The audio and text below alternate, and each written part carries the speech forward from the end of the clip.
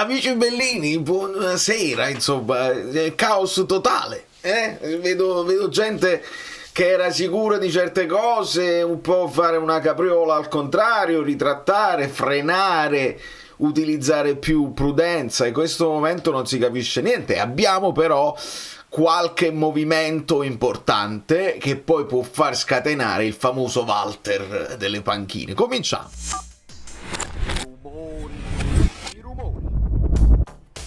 Mamma mia, allora Vincenzo, benvenuto e benvenuti a tutti i nuovi iscritti. Ci stiamo divertendo moltissimo, la stagione finisce ufficialmente con la finale. Lasciate il like per quello che ci riguarda, perché poi noi guarderemo anche altre cose, saremo inevitabilmente incuriositi dal mondiale per club, per parlare un po' di calcio.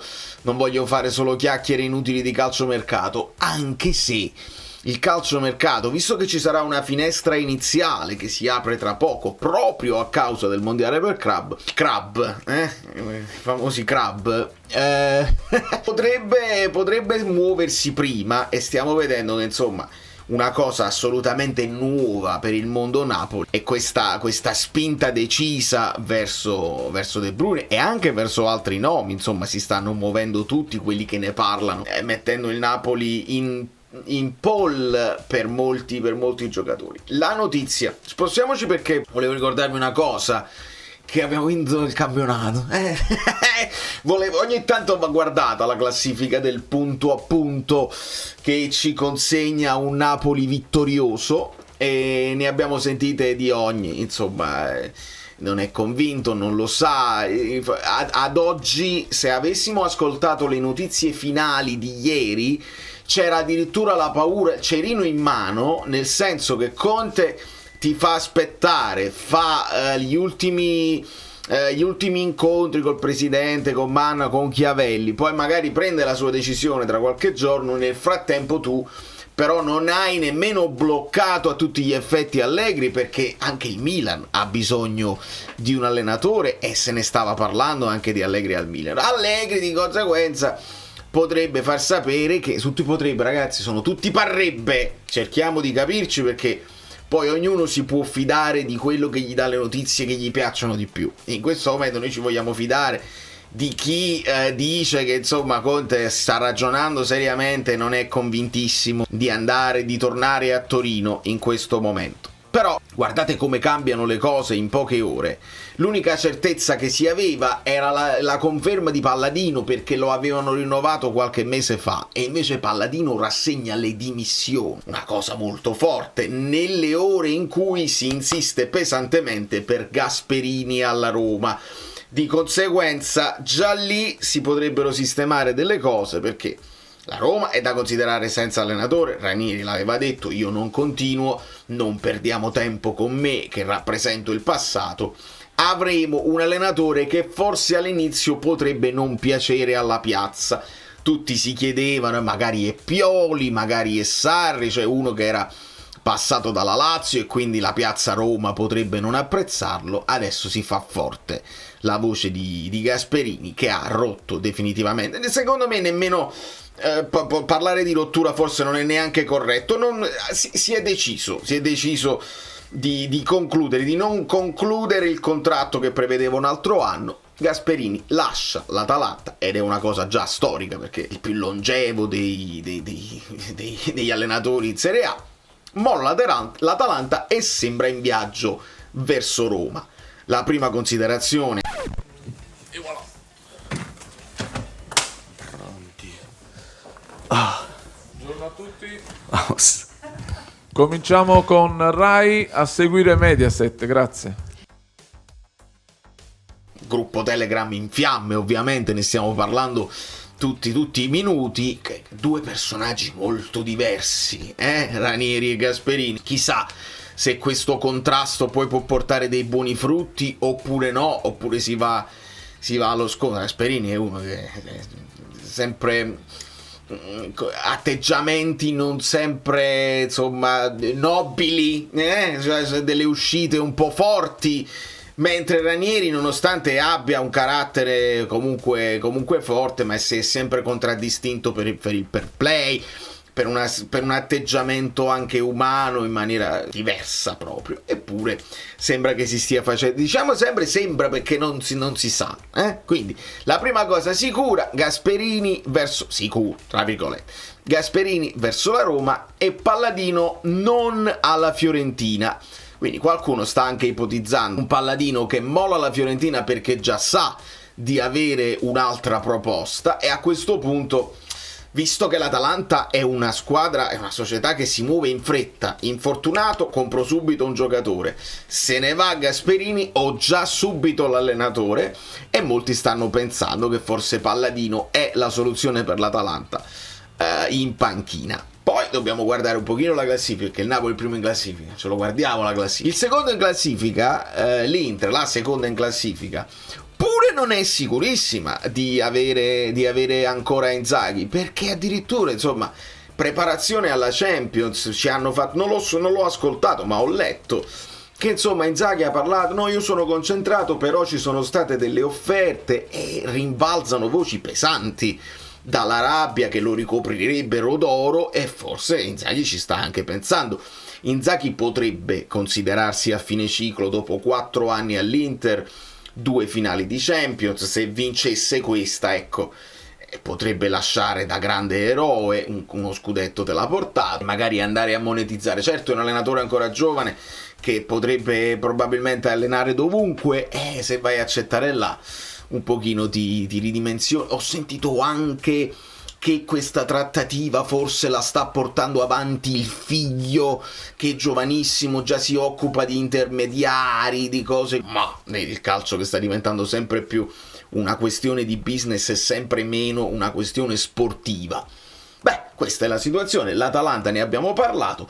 La Juventus, ecco, la Juventus si trova in questo momento in un caos, pure il caos va bene, una situazione del caos, perché caos societario, non si sa se affiancano Giuntoli con Chiellini, se gli vogliono togliere un po' di potere, quello che doveva essere il progetto a lungo termine muore sul nascere, quindi un ridimensionamento Giuntoli l'ha avuto indubbiamente, e non si sa quanto siano effettivamente convinti. Tudor è ancora in sella e gli avevano promesso, insomma, tu ci traghetti fino alla fine, li ha portati al 4° posto, però ti gratifichiamo anche con il mondiale per club. Dopodiché però loro adesso sembravano tutti almeno l'ambiente Juve sembrava convinto di poter mettere le mani su Conte, e ad oggi, mentre qualcuno si riteneva convintissimo di questo, altri dicevano di non essere così convinti, e anche quelli convinti adesso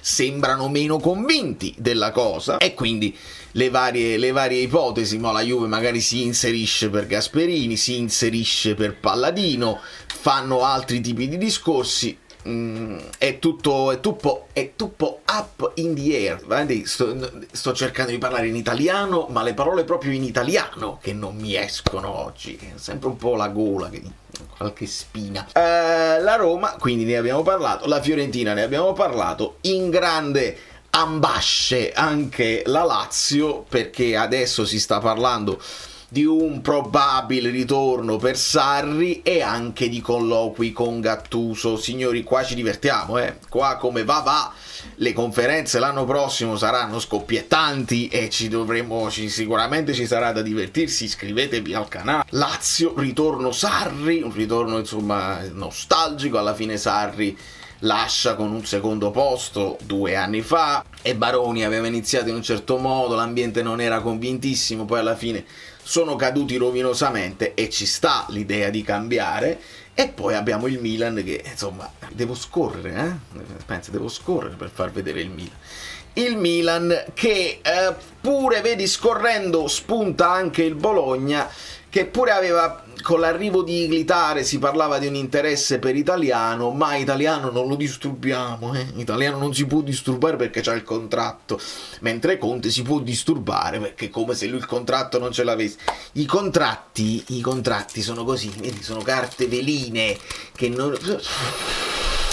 tu più soffi e più il contratto non significa niente. Quindi se dobbiamo disturbarli, possiamo disturbare tutti gli allenatori, ma vale la loro convinzione nel progetto, la loro volontà, e pare che la volontà dell'italiano sia di continuare con il Bologna, che vediamo qua al nono posto. Sì, magari non ha fatto a questo punto benissimo in campionato, ma sono le sciuliate finali dopo aver ottenuto il posto in Europa League. E quindi il Milan in questo momento ha sistemato la situazione direttore sportivo, però se Italiano è così, se Allegri ti ha messo in stand-by, poi dice forse Conte, ci fa sapere Moretto, Inglitare ha provato anche timidamente a contattare anche Conte, come a dire: ti abbiamo snobbato l'anno scorso, ma non c'ero io invece ti darei tutto il potere che puoi avere, eccetera, eccetera. Se Conte poi va al Milan, signore, allora sei proprio tu che vuoi la squadra, perché lui disse sempre: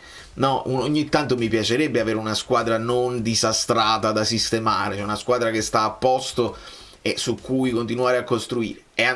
E in questo momento onestamente siamo noi. Tu parti da una squadra che non parte dal 10° posto, ma parti da una squadra che tu hai portato al 1° posto, e una squadra che onestamente si sta muovendo in maniera molto diversa dal passato. Noi ci ricordiamo le dichiarazioni di De Laurentiis quando era in piena forma e diceva: Benzema è vecchio, che cosa volete, così. E De Bruyne mo non è vecchio. E lo è assolutamente, ma dobbiamo capire che tipo di cambiamento è. Se è un De Laurentiis che sta sparando gli ultimi botti di una presidenza che poi probabilmente lascerà ai figli, e quindi si vuole togliere qualche sfizio in più. In questo momento ha pareggiato gli scudetti di Ferlaino, potrebbe sensare la situazione di instabilità generale dell'Italia. Abbiamo avuto la fortuna che la Juventus e il Milan hanno comunque steccato la stagione, la Roma si è dovuta riprendere, la Lazio ha steccato alla fine, c'è solo quest'Inter che devi andare ad aggredire, e può essere pure che uno dice: oh, quello che chiedevamo qualche anno fa, se c'è un vuoto di potere occupalo, fai uno sforzo in più che magari poi vai a fare i conti, si può anche fare, perché si può fare senza andare in malora economica, e quindi vedi che forse sta cambiando qualcosina, e certe frasi fatte per cui il presidente perdeva anche i complimenti, perché no, fa bene, devo essere così sostenibile, solo i giovani che ti crescono così, stanno venendo un po' meno, e vengo meno volentieri anche io con il mio, per esempio, sarcasmo. Mi ricordo feci il video, si parlava di mercato, si facevano dei nomi improponibili, no? E dissi: ma perché non fate il nome di Modric, il nome più improponibile che mi veniva in mente in quel momento, e Modric De Bruyne, stiamo là. Quindi io mi muto, metto da parte il sarcasmo dei nomi improponibili. Ad oggi, se si fa De Bruyne, non esistono nomi improponibili. Probabilmente non si può puntare su cioè su quelli là che sono della grandezza di De Bruyne, ma anche nel loro prime a livello fisico, di età e di quanto guadagnano. De Bruyne a fine carriera te lo puoi permettere, forse un Vinicius, un Mbappé non te li puoi permettere, forse nemmeno più un Kvara te lo puoi permettere oggi, perché ci sono quelle prospettive. Ma se tu dimostri che le prospettive si possono fare anche in un altro modo, quindi c'è un momento anche di grande entusiasmo da parte mia, in attesa di capire gli sviluppi, e onestamente pormi il problema di un nuovo allenatore